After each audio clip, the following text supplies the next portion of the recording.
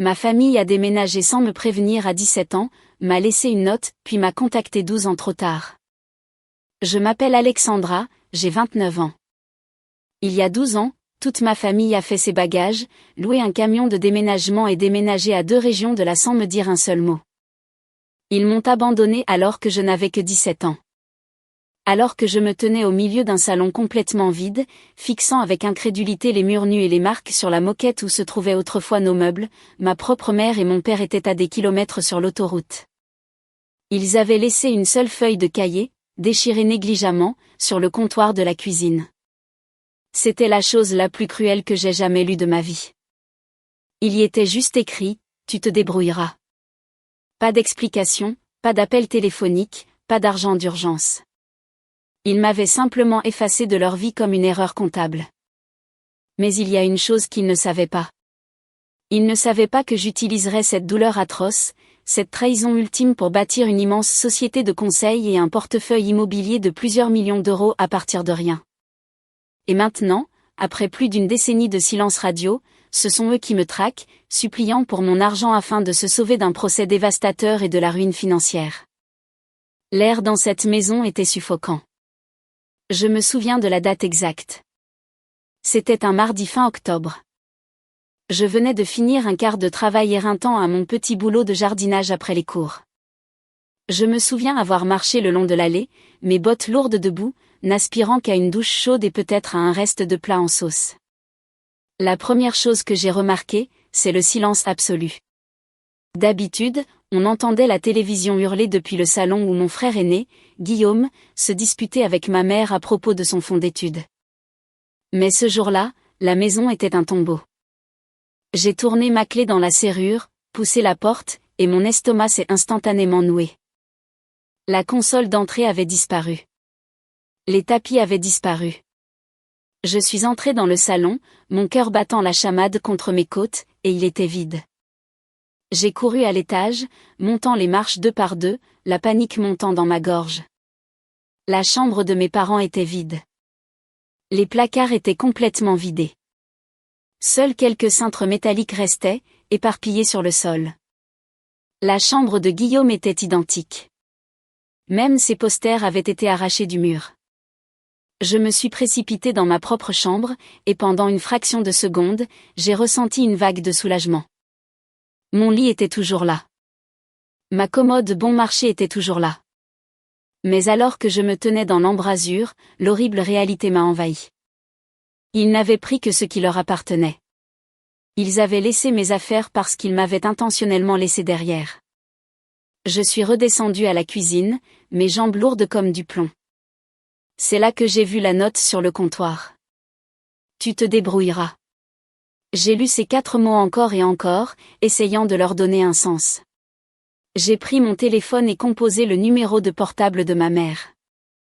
Directement sur la messagerie vocale. J'ai appelé mon père, numéro hors service. J'ai appelé Guillaume, numéro hors service. Pendant les premières heures, je me suis convaincu que c'était un énorme malentendu. Peut-être qu'ils avaient dû partir subitement pour une urgence familiale et que les déménageurs reviendraient pour mes affaires. Peut-être que c'était une mauvaise blague. Mais à mesure que le soleil se couchait et que la maison devenait sombre et glaciale, ils avaient coupé les services publics ce matin-là, la vérité s'est ancrée en moi. J'étais complètement seule. Je ne savais pas ce que j'avais fait de mal. J'ai toujours pensé qu'ils étaient simplement fatigués de faire semblant de m'aimer. Mais la vérité, c'est qu'ils n'avaient même jamais fait semblant. Quand j'avais 13 ans, j'ai passé un samedi entier à faire un gâteau d'anniversaire pour ma mère, toute seule, en suivant une recette trouvée en ligne, seulement pour la voir jeter sa fourchette et le qualifier de grumeleux et dégoûtant.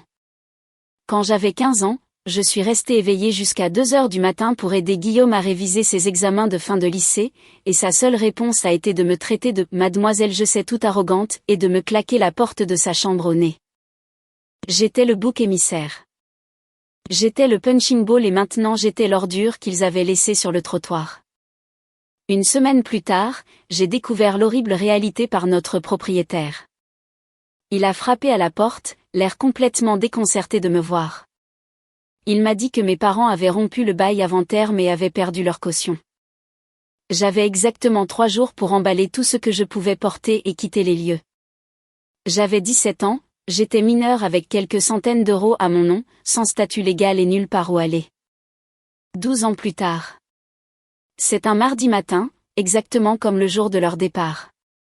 Je suis assise dans mon appartement de standing en plein centre de Paris, surplombant la skyline de la ville. Je sirote un grand cru de café, le genre qui coûte plus cher le kilo que ce que je gagnais en une journée entière autrefois. Le parfum de cuir coûteux de mon fauteuil de bureau sur mesure emplit la pièce. J'ouvre mon ordinateur portable pour consulter mes emails avant de descendre au garage où ma Porsche 911 est garée. Quelques semaines auparavant, j'avais été invitée à un podcast populaire sur l'entrepreneuriat.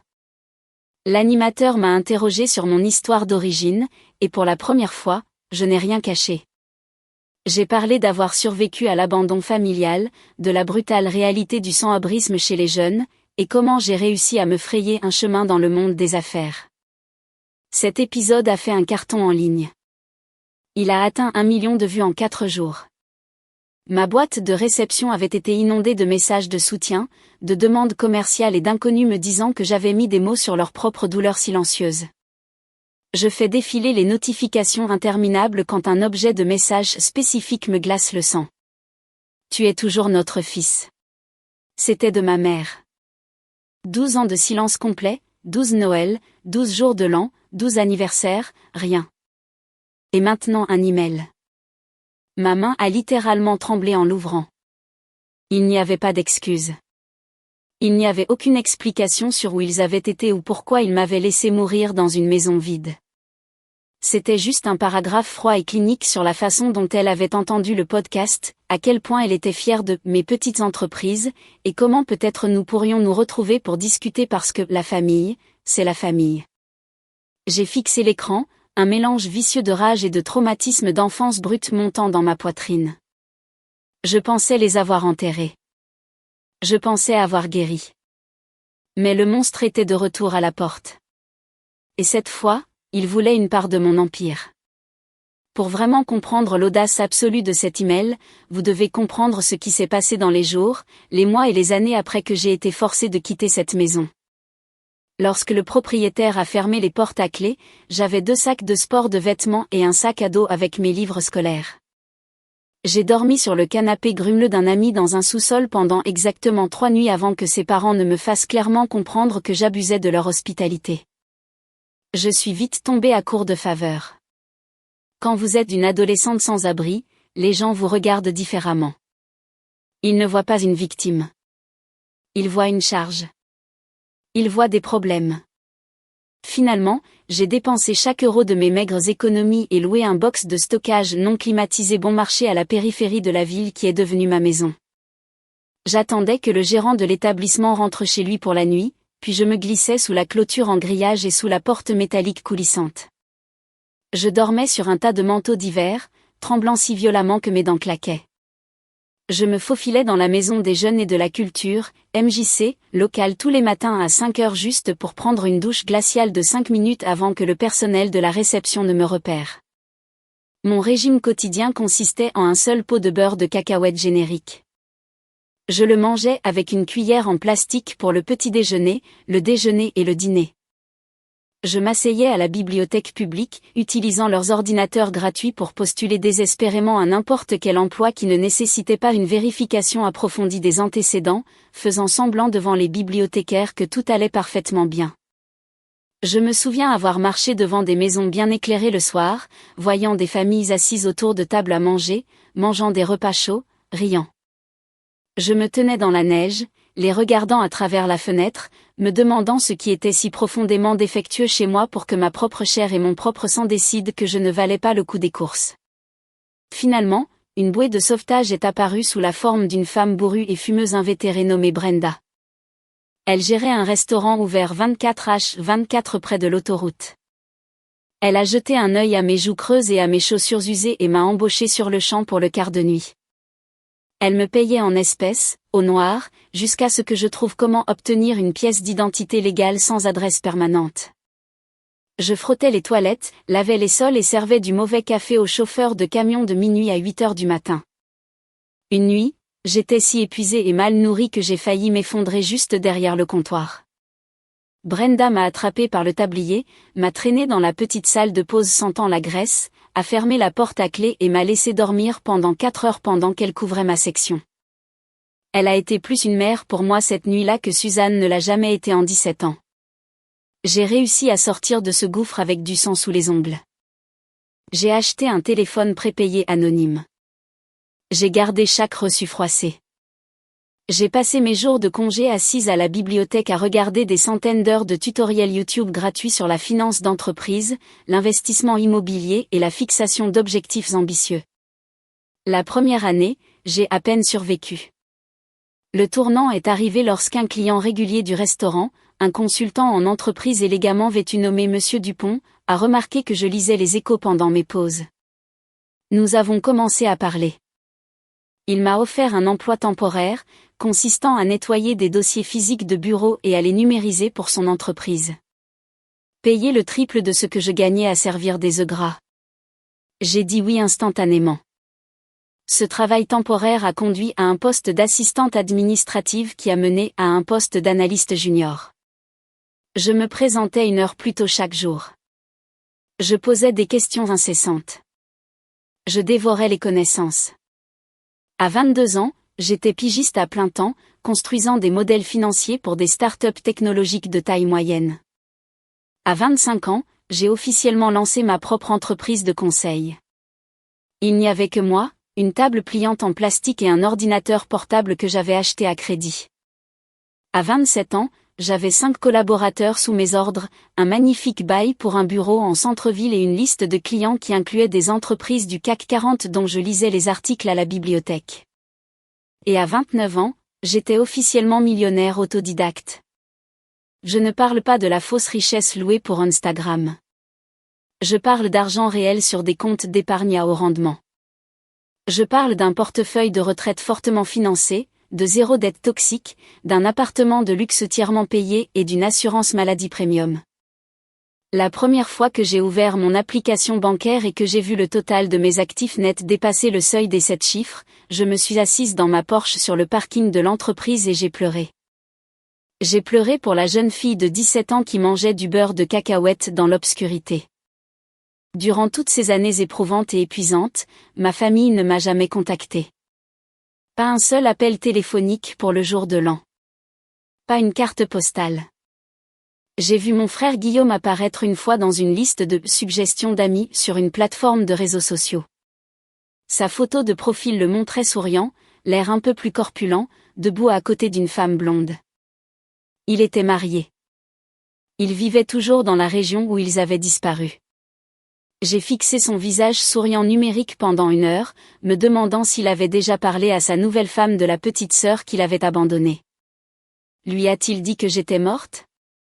Lui a-t-il dit que je m'étais enfuie ? Ou a-t-il simplement effacé toute mon existence pour protéger sa propre culpabilité ? Je consulte maintenant un thérapeute comportementaliste d'élite, le docteur Dubois, 2 fois par semaine. Je paie une prime de ma poche car je refuse de laisser le traumatisme de mon passé dicter la trajectoire de mon avenir. Je vais en thérapie parce que je veux rester intacte. Et maintenant, assise dans mon appartement de luxe 12 ans plus tard, fixant un email de ma mère, l'armure inaltérable que j'avais construite me semblait incroyablement fragile. Avant même que je puisse assimiler l'email de ma mère, mon téléphone a vibré sur le bureau. Une autre notification de mail. Cette fois, le nom de l'expéditeur m'a fait serrer la mâchoire. Guillaume. L'objet était vide. Le corps de l'email était bref. Alexander, j'ai écouté le podcast. Tu nous manques. Pouvons-nous arranger ça ? J'ai claqué mon ordinateur portable. J'ai attrapé mes clés, suis descendu au garage et ai conduit ma Porsche hors de la ville. J'ai roulé pendant 2 heures sans destination, juste en écoutant le rugissement du moteur, essayant de noyer le bruit dans ma tête. Je suis resté ainsi, regardant le paysage défiler, et me suis demandé si guérir signifiait enfin regarder en arrière pour obtenir une clôture, ou si cela signifiait garder les yeux fixés sur la route devant moi. Je n'ai pas répondu immédiatement. J'avais besoin de temps pour digérer l'audace absolue de leur timing. Pourquoi maintenant ? Pourquoi attendre 12 ans? Pourquoi attendre que je sois publiquement et visiblement couronné de succès? Lors de ma séance suivante avec le docteur Dubois, je lui ai montré les impressions des emails. Il a ajusté ses lunettes, les a lues attentivement et les a posées sur son canapé en cuir. Alexandra, a-t-il dit, sa voix calme et posée. Donnez-vous l'espace de ressentir la colère. Il n'y a pas de calendrier pour cela. Vous détenez tout le pouvoir ici. Vous êtes la PDG de votre vie maintenant, pas l'adolescente impuissante qu'ils ont rejetée. J'ai suivi son conseil. Je me suis concentrée sur la conclusion d'un important accord immobilier commercial. Je suis allée à la salle de sport. J'ai joué au squash avec mes pères. J'ai vécu ma vie. Mais ces 2 emails me hantaient comme des fantômes dans la machine. J'ouvrais l'application, lisais ces mots creux, et la refermais à nouveau. Le message de ma mère semblait clinique, comme une prise de contact professionnelle sur LinkedIn. Mais le message de Guillaume grattait une cicatrice que je pensais guérie. C'était mon frère aîné. Il était censé me protéger. Après 10 jours de débats internes angoissants, j'ai décidé de tâter le terrain. J'ai répondu à Guillaume.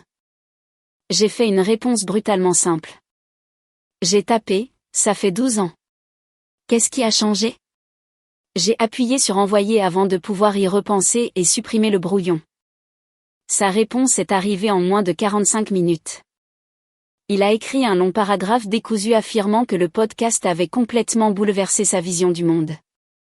Il a affirmé qu'il n'avait que 19 ans à l'époque. Pas un adulte ayant son libre arbitre, a-t-il soutenu, juste un étudiant dépendant. Il a dit qu'il n'avait pas eu le choix lorsque nos parents avaient décidé de déménager. Il a juré qu'il s'était toujours posé des questions sur moi, qu'il avait cherché mon nom sur Google quelques fois au fil des ans, mais qu'il avait été paralysé par la honte et n'avait pas eu le courage de me contacter. Il a terminé en disant que me voir bâtir une carrière aussi incroyable le rendait énormément fier. J'ai lu les mots, mais les comptes ne tombaient pas justes. Je n'en ai pas cru une seule phrase.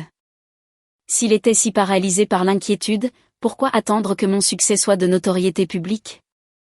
Pourquoi attendre que le podcast révèle ma valeur nette? Je n'ai pas hésité. J'ai envoyé une réponse lui demandant exactement cela. Arrête la manipulation émotionnelle et donne-moi la vraie raison. Le prochain email qu'il a envoyé était la vérité, ou du moins une partie. Il a admis que l'argent était incroyablement serré pour la famille. Il a avoué que la petite entreprise de nos parents avait lamentablement échoué. Il a révélé que sa femme, Sarah, devait subir une opération chirurgicale majeure, que leur carte de crédit était au maximum et que les frais médicaux s'accumulaient rapidement. Je me suis assise dans mon fauteuil, fixant l'écran lumineux. J'ai senti mon estomac se nouer. Voilà, la réalité laide et sans filtre. Il ne manquait pas Alexandra, la sœur. Il ne manquait pas Alexandra, la fille. Il voyait Alexandra, le distributeur de billets ambulants. Il voyait mon succès et voulait encaisser un ticket de loterie gagnant qu'ils avaient jeté à la poubelle il y a 10 ans. Je n'ai pas répondu pendant une autre semaine. La colère en moi s'est solidifiée en quelque chose de plus froid, de plus aiguisé. J'ai décidé à ce moment-là que j'allais découvrir l'étendue de la pourriture. J'ai envoyé un email à Guillaume. Je lui ai dit que je le rencontrerais, lui seul, face à face. J'ai organisé la rencontre dans un café discret haut de gamme du centre de Paris, un endroit où je connaissais le gérant et me sentais en contrôle de l'environnement. Je l'ai fait venir, payé son billet en classe économique et lui ai réservé une chambre d'hôtel standard. Je voulais le voir sur mon propre terrain. J'ai failli annuler le rendez-vous 3 fois ce matin-là, mais à exactement 14 heures, j'ai poussé les lourdes portes vitrées du café. Je l'ai repéré immédiatement. Guillaume semblait épuisé. Il n'avait que 31 ans, mais il avait la posture d'un homme beaucoup plus âgé. Il avait une calvitie naissante, des cernes sous les yeux et un costume bon marché et mal ajusté qui semblait n'avoir pas été nettoyé à sec depuis des années. Il s'est levé si vite en me voyant qu'il a failli renverser sa chaise. Il avait l'air incroyablement gêné, ne sachant pas quoi faire de ses mains. Je ne lui ai pas tendu la main. Je ne lui ai certainement pas offert d'étreinte. Je me suis assise en face de lui, et croisé les mains sur la table en marbre et les regardé comme je regarderais un fournisseur sous-performant dans une salle de conférence. Nous étions des étrangers absolus partageant le même ADN. Les 20 premières minutes ont été d'une douleur exaspérante. Des petites conversations maladroites sur le temps à Paris, sur son vol, sur l'architecture du bâtiment. Puis le barrage a cédé. Il a commencé à s'excuser. Alexander, je suis tellement désolé. Guillaume a lâché, la voix littéralement brisée, les larmes montant à ses yeux. J'étais juste un gamin. J'étais stupide. Je ne savais pas qu'ils avaient l'intention de te laisser derrière avant que le camion de déménagement ne soit déjà sur l'autoroute et qu'il ne soit trop tard. J'avais peur de m'opposer à papa. Il contrôlait mon fonds d'études. Il contrôlait tout. J'ai juste écouté. J'ai observé attentivement ses expressions faciales, entraînées par des années de négociations d'entreprise à repérer les micro-expressions de tromperie. Il semblait sincèrement contrit, mais mon empathie était enfermée derrière une voûte d'acier de 12 ans. J'avais déjà été dupée par cette famille. Je me suis penchée en avant et lui ai posé la seule question qui m'avait tenue éveillée dans ce box de stockage glacé. Pourquoi moi, Guillaume ? Pourquoi suis-je celle qui a été laissée pour mourir de faim ? Il a baissé les yeux vers sa tasse de café. Honteux, ils t'ont toujours vue comme la rebelle, l'indépendante, celle qui répondait. Ils se sont convaincus que tu n'avais pas besoin d'eux autant que moi. Ils l'ont justifié en disant que tu ferais mieux de te débrouiller seule. C'était la justification la plus pathologique, la plus ridicule que j'ai jamais entendue. Je n'ai pas crié. Je n'ai pas élevé la voix. J'ai gardé un ton parfaitement neutre. Et j'ai méthodiquement détaillé exactement ce que leur décision m'avait coûté. Je lui ai parlé du box de stockage. Je lui ai parlé des ampoules à vif sur mes pieds à force de marcher des kilomètres dans la neige. Je lui ai parlé des douches dans des cabines publiques sales et de la peur paralysante d'être prise en charge par les services de protection de l'enfance et jetée dans le système. Le visage de Guillaume s'est littéralement froissé. Il a mis sa tête dans ses mains. Je ne savais pas, a-t-il chuchoté, un sanglot s'échappant de sa gorge. Alexander, je jure devant Dieu, je ne savais pas maman et papa, ils m'avaient dit que tu avais un plan diabolique. Ils m'avaient dit que tu avais violemment exigé de rester dans notre ville natale. Ils ont dit que tu t'étais arrangé pour vivre chez la famille riche d'une amie afin de ne pas changer de lycée. Ils ont dit que tu avais choisi de te séparer de nous. Tout cela n'était que mensonge. Au moment où la note est arrivée, j'avais la tête qui tournait. Guillaume m'avait montré des photos de sa femme Sarah et de sa fille de 3 ans, Liliane. Il m'a parlé de son travail médiocre d'expert comptable de niveau intermédiaire.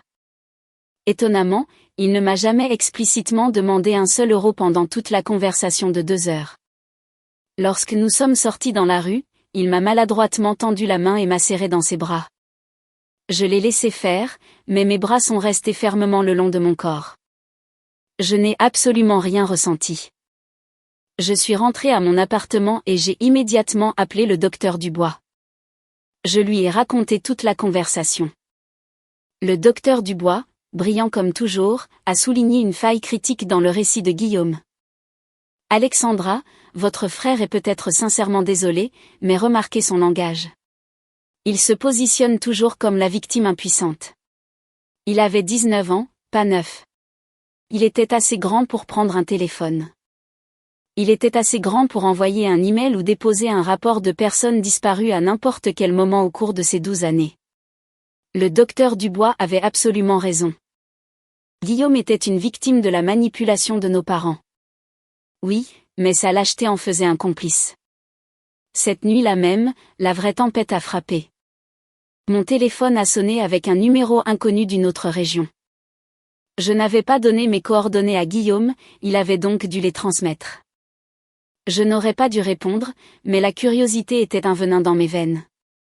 Allô, Alexander. Mon bébé. C'était ma mère, Suzanne. Sa voix semblait plus âgée, rauque à cause des années de tabagisme. Elle a immédiatement éclaté en sanglots bruyants et théâtraux.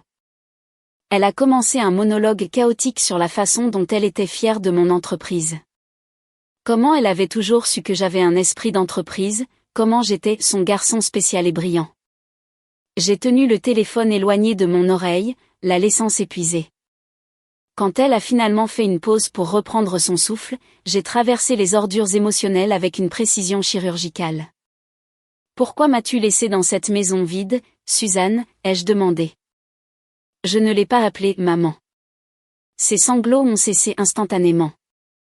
Sa voix a changé, le masque glissant. Nous étions noyés de dettes, Alexander. Nous ne pouvions pas nous permettre de nourrir 3 bouches. L'entreprise de ton père était en faillite. Nous savions que tu étais assez intelligente pour te débrouiller. Nous pensions que tu irais aux services sociaux et que tu serais placée dans une famille d'accueil aisée. Nous pensions en fait te rendre service en te laissant libre. Un service. Abandonner une mineure à la rue était un service. Je n'ai pas crié.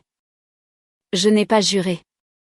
J'ai juste appuyé sur le bouton de fin d'appel, bloqué son numéro et jeté mon téléphone sur le canapé en cuir. Le lendemain matin, un email est arrivé de Robert, mon père. C'était la première communication directe de cet homme en plus d'une décennie. Il n'y avait pas un seul mot d'excuse. Il n'y avait aucune reddition de compte. Au lieu de cela, c'était un manifeste de plusieurs paragraphes détaillant à quel point leur vie avait été tragiquement difficile. Il se plaignait de dettes médicales écrasantes, d'investissements immobiliers ratés et de la menace imminente d'expulsion. Il a explicitement mentionné que la femme de Guillaume, Sarah, avait besoin d'une opération chirurgicale et que la famille se noyait. Et puis, dans le dernier paragraphe, la demande, il n'a pas demandé comment j'allais.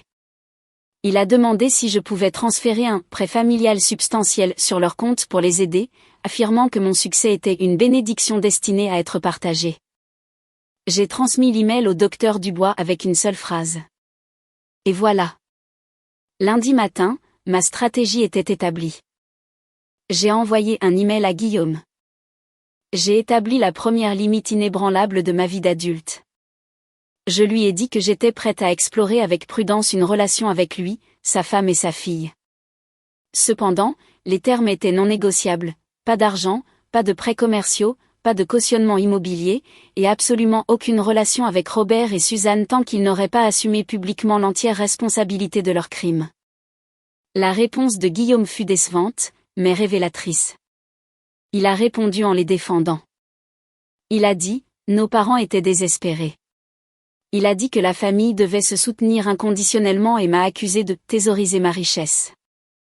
Il activait tous les vieux leviers de culpabilité qu'ils avaient installés en lui. J'ai ignoré son email. J'ai demandé à mon assistante exécutive de bloquer tout numéro inconnu passant par le standard de l'entreprise. 3 jours plus tard, la situation est passée du harcèlement agaçant à une menace physique.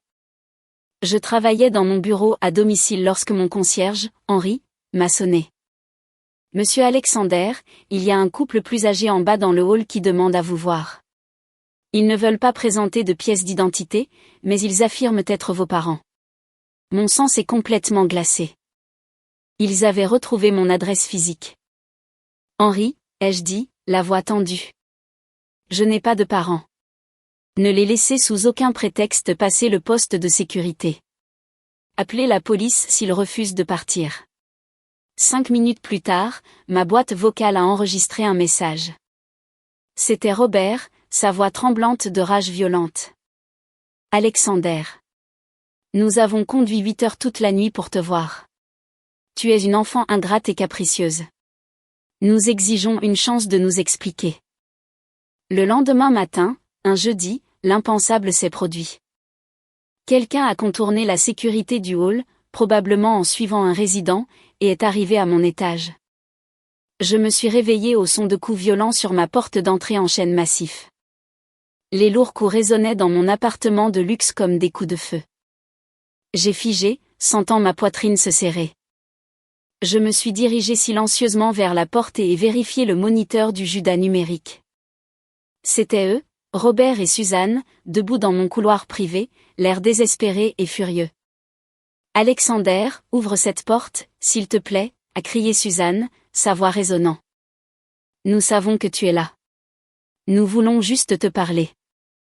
Ouvre cette fichue porte, gamine, a aboyé Robert, le visage rouge. Nous t'aimons. Nous sommes désolés. Laisse-nous entrer. Je me tenais à 60 centimètres d'eux, séparés seulement par quelques centimètres de bois et d'acier. Je n'ai pas dit un mot. J'ai sorti mon téléphone, contourné Henri, et appelé le chef de la sécurité privée du bâtiment. Je leur ai demandé de retirer les intrus immédiatement. J'ai observé sur le moniteur 3 gardes de sécurité costauds escorter mes parents furieux et protestataires dans l'ascenseur. Ils avaient franchi la ligne. Ils n'étaient plus seulement un mauvais souvenir. Ils étaient une menace active et dangereuse pour ma tranquillité. La guerre psychologique s'est intensifiée dès le lendemain. J'étais en train de faire une petite valise, me préparant à prendre l'avion pour Bordeaux afin de rester chez mon vieil ami Rachel. J'avais besoin de distance physique. J'avais besoin de quitter Paris avant de faire quelque chose de téméraire. Mon téléphone a sonné. C'était Henri à la réception. Il semblait incroyablement angoissé, un contraste saisissant avec son calme habituel. Madame Alexander.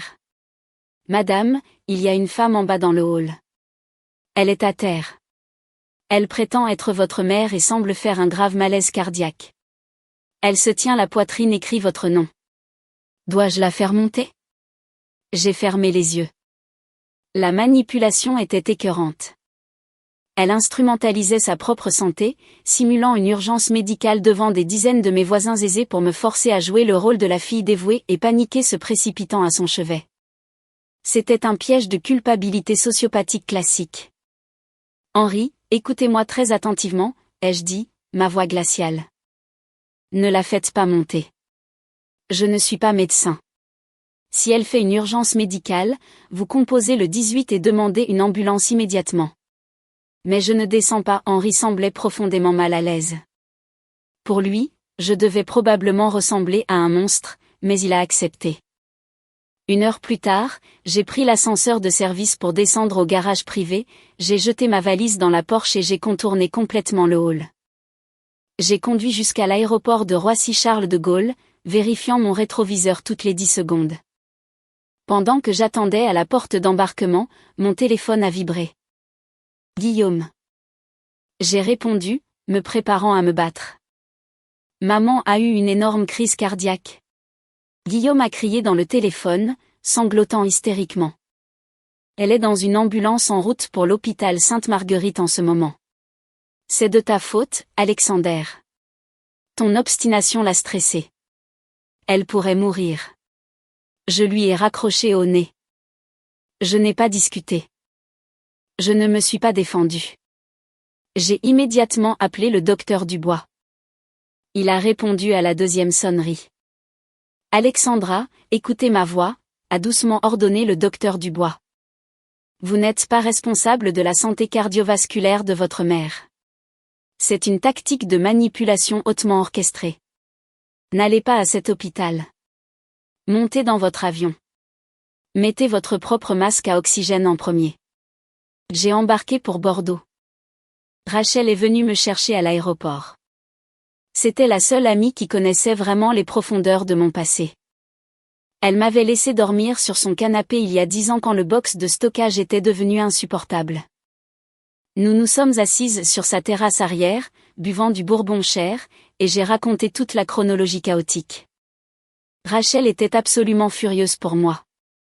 Il ne mérite pas une seule minute de ton temps, Alex, a-t-elle dit, en me servant un autre verre. Pas après l'enfer qu'ils t'ont fait vivre. C'est de l'extorsion pure et simple. Ils sentent l'argent. Dimanche soir, alors que j'étais encore à Bordeaux, mon téléphone a sonné avec un email de Robert. Suzanne était stable. Elle n'avait pas eu une crise cardiaque massive.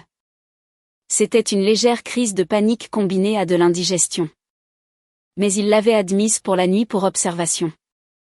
L'email se terminait par une ligne venimeuse, elle te demande depuis son lit d'hôpital. Ne penses-tu pas que tu nous as assez punis? J'ai montré l'écran à Rachel. Elle a ricané de dégoût. Bloque-les, Alex. Change de numéro. Je suis rentrée à Paris le lundi. Lorsque je suis sortie de l'ascenseur à mon étage, il y avait un énorme bouquet de fleurs ostentatoires posé devant ma porte d'entrée. La carte attachée était écrite de la main désordonnée de mon père. Appelez-nous. Nous logeons à l'hôtel Ibis du centre-ville jusqu'à mercredi. Pas d'excuses, aucune reconnaissance qu'ils avaient terrorisé mon immeuble. Juste une autre exigence. J'ai pris le lourd vase, me suis dirigé vers la goulotte à ordures dans le couloir, et y ai jeté tout l'arrangement. Le lendemain matin, les menaces sont passées de l'émotionnel au juridique. Un email est arrivé dans ma boîte de réception depuis le compte de Robert. Celui-ci était différent. Il ne suppliait pas. Il était agressif, calculé et hostile. Il écrivait que si je continuais à répandre des mensonges vicieux à leur sujet en public, ils engageraient un avocat et me poursuivraient pour diffamation. Il affirmait qu'ils avaient des preuves documentées que j'avais volé de l'argent de ses comptes professionnels avant de fuguer. Il exigeait que je retire l'épisode du podcast, que je publie des excuses publiques formelles et que je leur fournisse une indemnité financière substantielle pour les dommages irréparables à leur réputation. Ils essayaient de m'extorquer. Je n'ai pas paniqué. Je suis une femme d'affaires. Je gère les menaces vides et les négociations agressives pour gagner ma vie. J'ai immédiatement transféré l'email à Maître Marc, mon avocat d'affaires. Maître Marc est un requin, un brillant et impitoyable avocat qui gère mes contrats immobiliers et ma défense en matière de responsabilité. Maître Marc m'a appelé 5 minutes plus tard. Alexandra, je regarde cet email. C'est de l'ordure pure et simple, a dit Maître Marc, son ton plat et peu impressionné. La vérité est une défense absolue contre la diffamation. Ils n'ont aucune base juridique, pas d'argent pour une avance, et les gens qui vont réellement vous poursuivre ne l'annoncent pas d'abord dans un email truffé de fautes de frappe. Gardez tout. Documentez chaque contact, mais n'engagez pas la discussion. Laissez-les aboyer. J'ai ressenti un élan de confiance froide. Je n'étais plus une adolescente isolée. J'avais une armée de professionnels derrière moi, mais juste au moment où je pensais avoir sécurisé le périmètre, mon téléphone personnel a sonné. C'était un numéro inconnu. Je l'ai laissé aller à la messagerie vocale, supposant que c'était Robert utilisant un autre téléphone jetable. J'ai écouté l'enregistrement quelques minutes plus tard. Ce n'était pas Robert. La voix était douce, tremblante, et appartenait à une femme à qui je n'avais jamais parlé de ma vie. Alexander, je m'appelle Sarah. Je suis la femme de Guillaume. Je suis dans le hall de votre immeuble. J'ai ma fille Liliane avec moi. J'ai besoin de vous parler. S'il vous plaît, vos parents nous ont menti à tous pendant 12 ans, et j'ai la preuve. J'ai besoin que vous me laissiez monter. La tempête ne se calmait pas. Elle prenait juste de la force, et la personne qui était sur le point de révéler 12 ans de mensonges dévastateurs se trouvait juste en bas. Je me tenais au centre de mon salon. Le téléphone pressait fort contre mon oreille. La voix à l'autre bout appartenait à Sarah, la femme de mon frère. Une femme que je n'avais jamais rencontrée de ma vie se tenait dans le hall de marbre de mon immeuble de luxe, tenant un enfant en bas âge, affirmant détenir la vérité. Mon premier instinct fut d'appeler la sécurité. Mes parents avaient passé les 2 dernières semaines à lancer une campagne coordonnée de harcèlement, d'extorsion émotionnelle et de menaces de procès frivoles. Cela ressemblait à un autre piège. Mais il y avait quelque chose dans la voix de Sarah. Elle semblait épuisée. Elle semblait terrifiée. J'ai dit à Henri le concierge de la faire monter. J'ai déverrouillé ma lourde porte en chêne et j'ai attendu. Lorsque l'ascenseur a sonné, Sarah est sortie dans le couloir privé. Elle semblait complètement vidée. Elle avait des cernes sous les yeux. Ses cheveux étaient attachés en un chignon désordonné, et elle portait une petite fille endormie sur son épaule. C'était Liliane, ma nièce, l'enfant que mes parents utilisaient comme levier pour me soutirer mon argent et vider mes comptes bancaires. Je l'ai invitée à entrer. Sarah est entrée dans mon appartement, regardant l'art moderne, les baies vitrées et le mobilier en cuir impeccable. Elle a doucement posé Liliane sur mon grand canapé et a glissé une couverture autour d'elle. Puis elle s'est tournée vers moi. Elle n'a pas cherché à engager la conversation. Elle a fouillé dans son sac à main, en a sorti son smartphone et l'a posé face visible sur l'îlot de ma cuisine. Sarah m'a regardé droit dans les yeux. Elle a dit qu'elle n'avait appris mon existence qu'il y a 3 ans. Guillaume lui avait dit que je m'étais enfuie à 17 ans, que j'avais coupé tout contact avec la famille et que j'avais disparu. Elle avait trouvé cela étrange, mais n'avait jamais insisté. Puis mon podcast est devenu viral. Une de ses amies lui a envoyé le lien. Sarah a écouté ma voix décrivant la maison vide, la note sur le comptoir, le box de stockage glacial et la faim atroce. Elle a confronté Guillaume.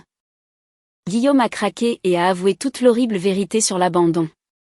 Mais ce n'était pas la raison pour laquelle Sarah se tenait dans ma cuisine. Elle a tapé sur l'écran de son téléphone. Elle m'a dit que je devais voir exactement ce que mes parents avaient fait pendant les 12 dernières années. J'ai regardé l'écran. C'était un ancien post Facebook du compte de ma mère, daté exactement 1 mois après qu'il m'ait abandonné. Il y avait une photo de moi du lycée. Au-dessus de la photo, ma mère avait écrit un long paragraphe larmoyant, implorant ses amis et la communauté de son église de prier. Elle affirmait que j'étais devenue gravement troublée. Elle écrivait que j'étais tombée dans une mauvaise fréquentation, que j'avais complètement perdu la tête et que j'étais partie de chez moi au milieu de la nuit. Je me suis sentie physiquement malade. J'ai fait défiler jusqu'au poste suivant. Celui-ci venait de mon père, Robert. Il affirmait qu'avant que je ne disparaisse dans la rue, j'avais volé des milliers d'euros de ses comptes professionnels et vidé mon propre fonds d'études. Il se présentait comme le père dévasté et travailleur, trahi par un fils criminel. Poste après poste, année après année, il y avait des mises à jour sur l'embauche de détectives privés. Il y avait des posts sur ma mère passant la Toussaint à sangloter à table parce que son plus jeune enfant manquait. Il y avait des commentaires de leurs voisins, amis et collègues offrant de profondes sympathies, leur apportant des plats et les traitant comme des victimes tragiques d'une adolescente rebelle. Ils avaient construit toute une réalité alternative. Ils avaient couvert leur horrible abandon d'enfant en assassinant mon personnage auprès de tous ceux qu'ils connaissaient. Soudain, l'email menaçant d'un procès en diffamation prenait tout son sens. Ils n'étaient pas en colère parce que je mentais. Ils étaient terrifiés parce que mon podcast exposait la vérité. Leur château de cartes soigneusement construit s'effondrait. Les gens de leur ville natale écoutaient l'épisode et posaient des questions très inconfortables. Leur statut social, leur statut de victime, tout ce qu'ils avaient bâti se désintégrait. Sarah s'est excusée auprès de moi. Elle a pleuré là, dans ma cuisine. Elle s'est excusée d'avoir fait partie, sans le savoir, d'une famille bâtie sur un mensonge si monstrueux. Elle m'a dit qu'elle avait confronté Robert et Suzanne la nuit précédente. Elle avait exigé qu'ils disent la vérité. Elle avait menacé de les exposer au reste de la famille élargie. La réaction fut violente. Sarah a retroussé la manche de son pull. Là, sur son bras, il y avait une énorme ecchymose violet foncé en forme exacte de main d'homme. Robert l'avait attrapée. Il l'avait agressée physiquement dans son propre salon pour la faire taire. Guillaume a finalement craqué.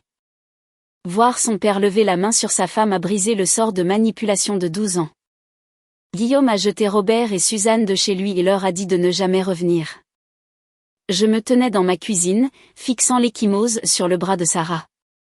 La colère en moi a changé. Ce n'était plus la colère défensive et craintive d'une adolescente abandonnée. C'était la rage froide et hautement calculée d'une femme qui détruit ses concurrents dans les salles de conseil. Robert avait franchi la dernière limite.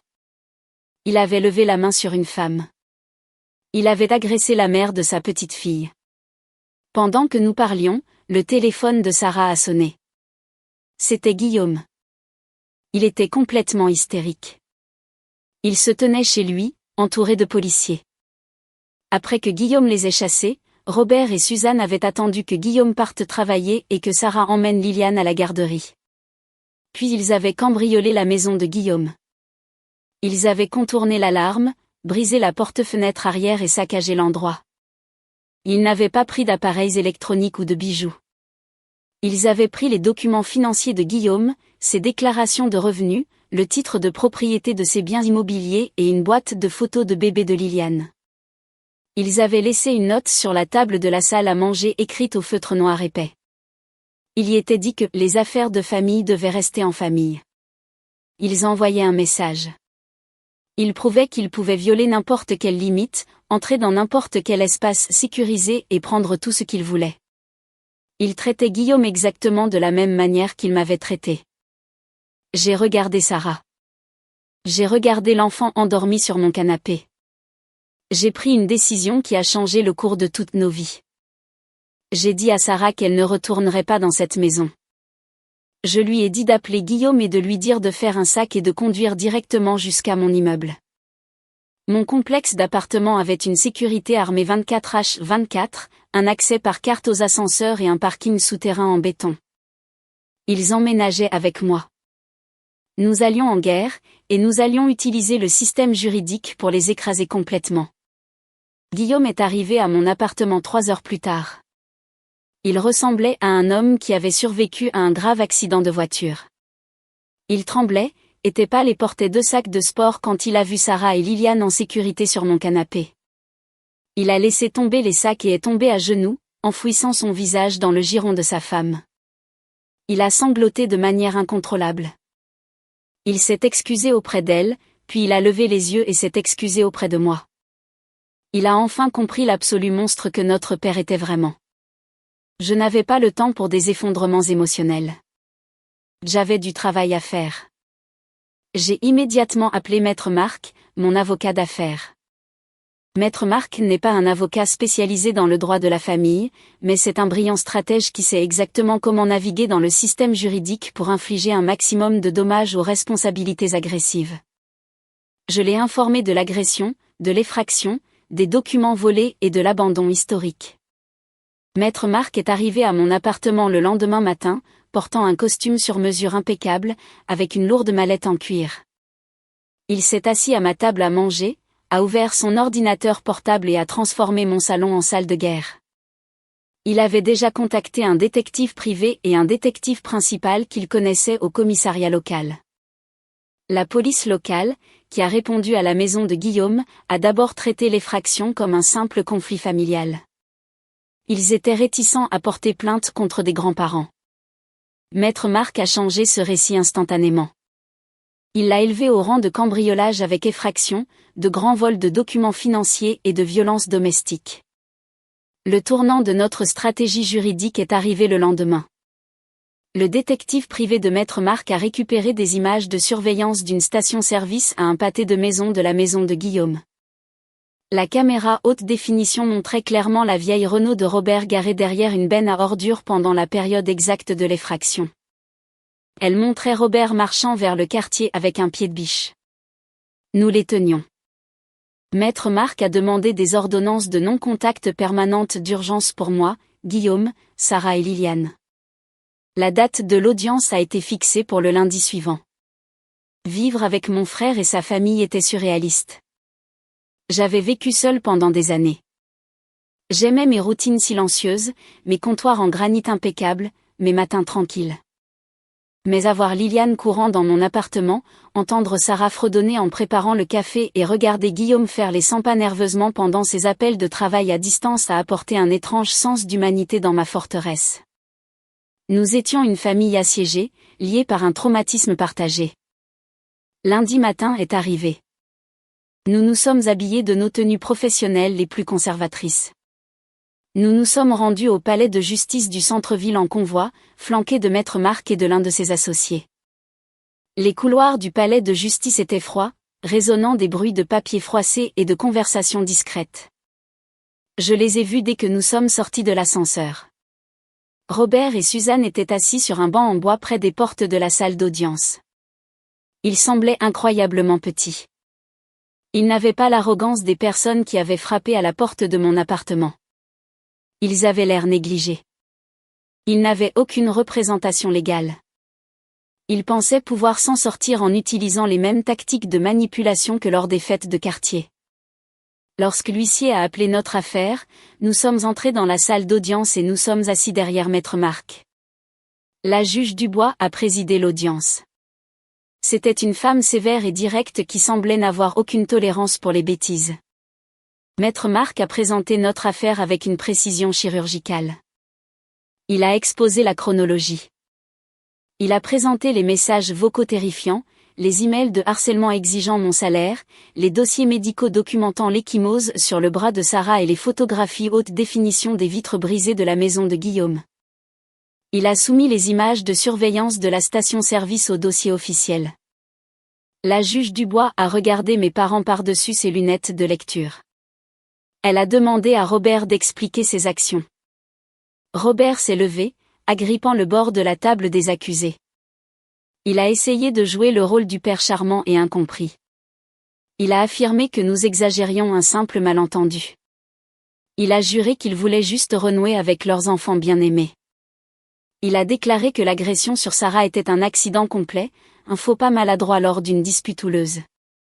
Il a catégoriquement nié s'être introduit par effraction dans la maison de Guillaume, suggérant que le quartier avait un problème de jeunes vandales. Il a regardé la juge droit dans les yeux et a dit qu'il voulait seulement faire amende honorable parce que la famille est la chose la plus importante au monde. La juge Dubois n'a pas scié. Elle a pris la transcription imprimée de l'épisode du podcast et les captures d'écran de leur campagne de diffamation Facebook de 12 ans.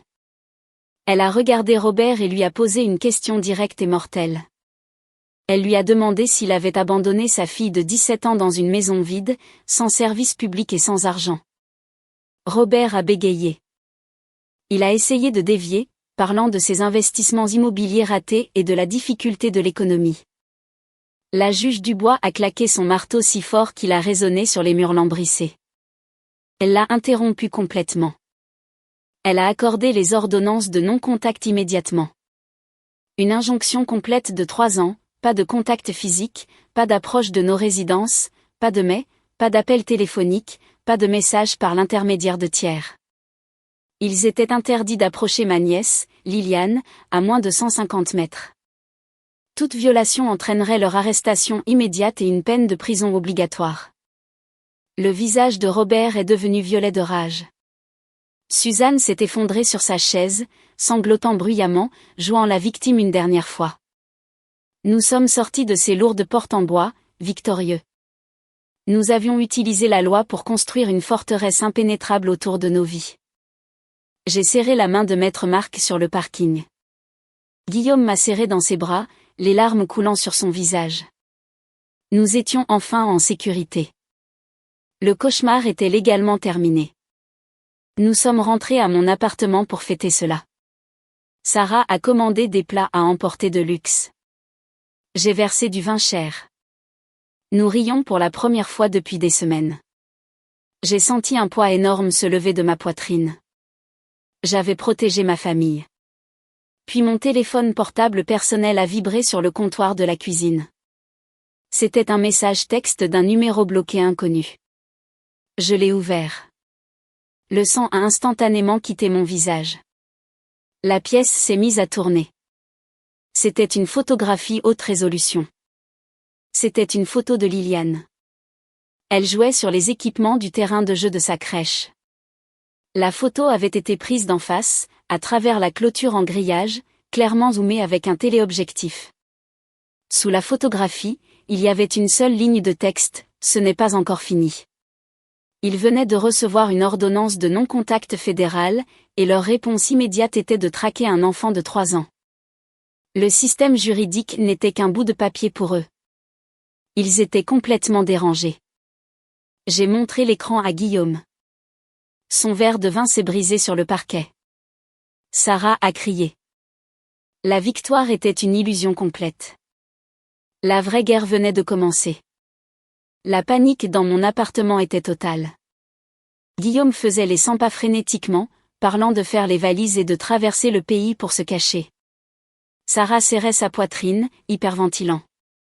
Ils étaient prêts à fuir. Ils étaient prêts à laisser Robert et Suzanne dicter toute leur existence par le pur terrorisme incontrôlé. J'ai de nouveau regardé la photographie de ma nièce. Un interrupteur froid et sombre a basculé dans mon cerveau. J'en avais marre de fuir. J'en avais marre de me cacher derrière des avocats, des gardes de sécurité et des documents judiciaires. Le système juridique fonctionne sur des règles, et mes parents venaient de prouver qu'ils ne respectaient pas les règles. Ils ne respectaient que les conséquences. Il ne respectait que le pouvoir. J'ai dit à Guillaume et Sarah de faire les sacs de Liliane. Je leur ai réservé une suite dans un hôtel 5 étoiles très sécurisé du centre-ville sous un faux nom d'entreprise. J'ai engagé 2 policiers hors service privé pour se tenir devant la porte de leur hôtel pendant les 48 heures suivantes. Je n'ai épargné aucune dépense. Une fois qu'ils ont été en sécurité hors de l'appartement, je me suis assise devant mon ordinateur portable et je me suis mise au travail. Je n'ai pas appelé la police pour signaler le message texte. Pas encore. Le signaler n'aurait mené qu'à un autre avertissement, une autre audience, une autre tape sur les doigts. J'avais besoin d'amputer l'infection à la source. J'ai envoyé un seul message texte au numéro jetable qui avait envoyé la photo de Liliane. Demain, midi, le café de la rue Saint-Honoré, nous 3 seulement. Pas d'avocat, pas de police. Après cela, vous nous laissez tranquilles pour toujours. Robert a répondu moins de 2 minutes plus tard. Nous serons là. Le lendemain matin, j'ai enfilé un costume bleu marine sur mesure. Je portais une montre coûteuse. J'ai conduit ma Porsche 911 jusqu'au café. Je me suis garé directement devant les immenses baies vitrées et je suis entré. J'ai choisi une table dans le coin arrière. J'ai commandé un café noir et j'ai attendu. Je n'étais pas nerveuse. Je ne ressentais aucune anxiété. J'étais la bourrelle et il marchait droit vers le billot. Robert et Suzanne sont arrivés exactement à midi. Ils avaient l'air terribles. Le stress de l'ordonnance du tribunal et la vie dans un motel bon marché les avaient vieillis de 10 ans en 2 semaines. Ils se sont dirigés vers ma table et se sont assis. Suzanne semblait se préparer à pleurer. Robert a essayé d'afficher un regard dur et intimidant. Je ne leur ai pas laissé le temps de parler. J'ai fouillé dans ma mallette en cuir et en ai sorti une épaisse chemise cartonnée. Je l'ai laissée tomber au centre de la table avec un bruit sec. Je n'ai pas convoqué cette réunion pour me réconcilier, ai-je dit, ma voix dangereusement basse et complètement neutre.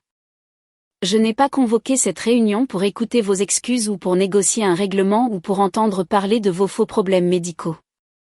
J'ai convoqué cette réunion pour vous informer de votre destruction immédiate. Robert a ricané. Tu crois qu'un bout de papier d'un juge nous effraie, ma fille? Tu nous dois. Nous t'avons donné la vie. Je l'ai ignoré. J'ai ouvert le dossier. À l'intérieur se trouvaient des centaines de pages de documents imprimés. Ceci, ai-je dit, tapant sur la pile de papier, est un dossier méticuleusement compilé. Il contient les rapports de police de votre agression domestique sur Sarah. Il contient les photos haute définition de vous s'introduisant par effraction dans la maison de Guillaume avec un pied de biche. Il contient les relevés financiers prouvant que vous avez volé l'identité de Guillaume pour ouvrir des cartes de crédit. Et surtout, il contient chaque mensonge que vous avez publié sur Facebook pendant 12 ans, recoupé avec mon témoignage légal sous serment de votre abandon d'enfant. Suzanne a dégluti difficilement, ses yeux se posant sur le dossier. Alexander, s'il te plaît, qu'est-ce que tu fais? J'ai engagé une entreprise de relations publiques, ai-je menti doucement, fixant directement les yeux de Robert. J'ai également compilé une liste de diffusion. La liste inclut le pasteur principal de votre église. Elle inclut le président de votre association de copropriétaires. Elle inclut le directeur des ressources humaines de l'entreprise de logistique où vous travaillez actuellement, Robert. Elle inclut chaque membre de notre famille élargie, vos frères et sœurs, vos cousins et vos amis restants. La couleur a complètement quitté le visage de Robert. Il a soudain réalisé l'ampleur du piège dans lequel il était tombé. Si jamais je revois vos visages, ai-je continué, me penchant en avant, envahissant leur espace. Si jamais vous envoyez un message à mon téléphone, si jamais vous envoyez un email à mon entreprise, et si jamais, que Dieu me pardonne, vous pointez à nouveau un appareil photo sur ma nièce, j'appuierai sur un seul bouton, et ce dossier entier sera envoyé en masse par email. Imprimé et envoyé physiquement à chaque personne que vous connaissez. Je vous exposerai comme des sociopathes abusifs, menteurs et voleurs. Vous perdrez votre emploi, Robert. Vous serez excommunié de votre église, Suzanne. Vous serez des parias sociaux. J'anéantirai votre réputation si profondément que vous devrez déménager dans une autre région au milieu de la nuit, exactement comme vous l'avez fait avec moi. Robert a claqué son poing sur la table. Tu es une petite bâtarde ingrate et vindicative. Nous sommes tes parents. Suzanne a commencé à sangloter, tendant la main par-dessus la table pour attraper la mienne. Nous voulons juste retrouver notre famille. Nous ne voulons pas mourir seuls, Alexander. S'il te plaît, aie pitié. J'ai retiré ma main comme si elle avait la peste. J'ai regardé la femme qui avait critiqué mon gâteau d'anniversaire d'enfant. J'ai regardé l'homme qui avait volé mon salaire. Je ne vouais pas, ai-je dit. Et pour la première fois de ma vie, c'était la vérité absolue. Je ne ressens rien pour vous. Vous êtes des étrangers pour moi. Vous êtes une technicité biologique. C'est votre dernier avertissement. Retournez à la vie misérable qu'il vous reste et ne regardez plus jamais dans notre direction. Je me suis levée, j'ai boutonné ma veste de costume et je suis sortie du café. Je n'ai pas regardé en arrière. Je suis montée dans ma Porsche, j'ai démarré le moteur et je suis partie. Je les ai laissés là, assis à cette petite table, fixant la preuve physique de leur propre destruction. 6 mois ont passé. Une demi-année de silence absolu et magnifique. La menace d'une annihilation sociale et professionnelle totale avait fonctionné à merveille. Les narcissiques se soucient d'une seule chose par-dessus tout, leur image publique. La terrifiante réalisation que je détenais le pouvoir de leur arracher leur narration de victimes et de les exposer comme des monstres était le seul levier qui comptait. Ils ont fait leur bagage et sont retournés dans leur région d'origine. Il n'y a plus eu de messages textes bloqués. Il n'y a plus eu de visites inopinées dans le hall. L'ordonnance de non-contact est restée fermement en place, agissant comme un bouclier secondaire à l'arme primaire de la vérité. Guillaume et Sarah ont vendu leur maison en banlieue. Ils ont utilisé la plus-value pour acheter une belle maison sécurisée dans une résidence clôturée, à seulement 20 minutes de la ville, beaucoup plus près de mon appartement. Je les ai aidés à naviguer dans les contrats immobiliers et les ai présentés à mes conseillers financiers. Guillaume a quitté son travail toxique et a trouvé un bien meilleur poste dans une entreprise qui respectait son temps. Il était enfin sorti de l'ombre écrasante de la manipulation de notre père. Il s'affirmait, devenant le mari et le père qu'il était toujours destiné à être. Un mardi après-midi, une lourde enveloppe est arrivée à mon bureau par courrier recommandé. Elle a été transmise via le cabinet d'avocats de Maître Marc pour garantir que mon adresse personnelle reste strictement confidentielle. J'ai immédiatement reconnu l'écriture sur le devant. C'était de Suzanne. Je me suis assise à mon bureau de direction, regardant l'enveloppe pendant longtemps. L'ancienne Alexandra, la jeune fille de 17 ans frissonnant dans le box de stockage, l'aurait déchirée frénétiquement, espérant désespérément une véritable excuse, espérant l'amour dont elle était affamée. La femme de 29 ans assise dans le fauteuil en cuir n'a ressenti qu'une légère curiosité. Je l'ai ouverte. La lettre faisait 2 pages. Il n'y avait pas de demande d'argent. Il n'y avait pas de tentative de culpabilisation. Il n'y avait pas de fausses urgences médicales. C'était une reddition complète et totale. Suzanne a écrit qu'il suivait une thérapie comportementale intensive. Elle a admis par écrit qu'il m'avait entièrement trahi. Elle a reconnu les horribles dommages qu'ils avaient causés en m'abandonnant, et elle a avoué la profonde honte des mensonges qu'ils avaient répandus pour brouiller les pistes. Elle a clairement déclaré qu'il comprenait pourquoi j'exigeais l'absence de contact, qu'il respectait les limites légales de l'ordonnance de non-contact, et qu'il ne tenterait plus jamais de nous approcher. Elle a terminé la lettre en espérant qu'un jour, dans un avenir lointain, je trouverais dans mon cœur le moyen de leur pardonner, mais elle acceptait qu'ils n'avaient pas le droit de le demander. J'ai lu la lettre 2 fois. Je n'ai pas pleuré. Je n'ai pas ressenti une envie soudaine de les appeler et de me réconcilier. Le pardon est un concept complexe. Certaines personnes croient que vous devez pardonner à vos agresseurs pour vraiment guérir. Je ne suis pas d'accord, avec tout le respect que je vous dois. Vous n'êtes pas obligé de pardonner aux monstres pour avancer. Vous devez simplement leur retirer la capacité de vous faire du mal. J'ai plié la lettre, l'ai placée dans un classeur sécurisé à côté de mes contrats d'entreprise, et j'ai fermé le tiroir à clé. Ce n'était pas un souvenir d'amour. C'était un reçu de ma victoire. Le week-end dernier, nous avons célébré le 4e anniversaire de Liliane. Nous avons organisé la fête ici même, dans mon appartement. L'endroit était un chaos absolu, de la meilleure façon possible. Il y avait des ballons roses attachés aux chaises de salle à manger coûteuses. Il y avait un énorme gâteau au chocolat, préparé par un professionnel, posé sur l'îlot de la cuisine. Je me tenais près des baies vitrées, tenant une tasse de café, regardant simplement la scène se dérouler. Sarah riait de bon cœur, prenant des dizaines de photos avec son appareil photo. Guillaume était assis sur le tapis, portant une ridicule couronne en papier, aidant Liliane à déballer une pile de cadeaux. L'appartement, autrefois une forteresse silencieuse de solitude, vibrait de vie, de chaleur et d'un amour véritable. Liliane a soudainement cessé de déballer un cadeau, a traversé la pièce en courant et a enlacé mes genoux de ses petits bras. Elle a levé les yeux vers moi avec des yeux vifs et innocents et a crié « Merci, tante Alex ». Je l'ai soulevée, l'ai serrée fort, et j'ai senti une vague accablante de paix envahir mon âme. J'ai repensé à ce morceau de papier arraché laissé sur le comptoir de la cuisine il y a 12 ans. Tu te débrouilleras. Il voulait que ce soit une malédiction. Il voulait que ce soit un signe de renvoi.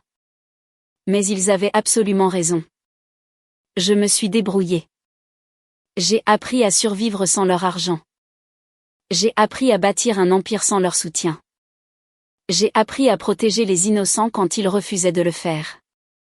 Et surtout, j'ai découvert ce que signifie réellement la vraie famille. La famille n'est pas déterminée par le sang partagé ou un nom de famille. La famille est déterminée par la loyauté, par la sécurité, et par les personnes qui se tiennent à vos côtés dans les pièces les plus sombres et refusent de vous laisser tomber. Ceci est la fin de ce sombre chapitre, mais ce n'est que le début de ma vraie vie.